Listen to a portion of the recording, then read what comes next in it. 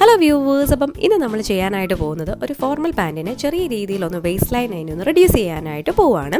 അപ്പം അതിനായിട്ട് നമ്മൾ നോർമലായിട്ട് ചെയ്യുന്നത് സാധാരണ രീതിയിൽ എല്ലാവരും ചെയ്യുന്ന ഒരു പരിപാടി എന്ന് പറഞ്ഞാൽ ടക്കടിക്കുക എന്നുള്ളതായിരിക്കും. പക്ഷേ നമ്മൾ ഇൻഷേർട്ട് ചെയ്യുന്ന ഫോർമൽ പാൻസിനാണെന്നുണ്ടെങ്കിൽ അത് വളരെ ബോറായിരിക്കും. അപ്പോൾ അതുകൊണ്ട് തന്നെ നിങ്ങൾ ഈ ഒരു പാർട്ടിൽ അഴിച്ചുപണി നടത്തുക.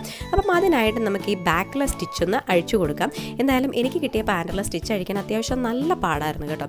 കാരണം ആ ചേട്ടൻ ഇതൊരിക്കലും അഴിക്കരുതേ എന്ന് വിചാരിച്ചിട്ടാണെന്ന് തോന്നുന്നു അടിച്ചത്, അതും ചെറിയ കണിയിലും. അതുകൊണ്ട് തന്നെ അത്യാവശ്യം നല്ല പാടുപെട്ടിട്ടാണ് ഞാൻ ആ ഒരു സ്റ്റിച്ച് അഴിച്ചെടുത്തത്.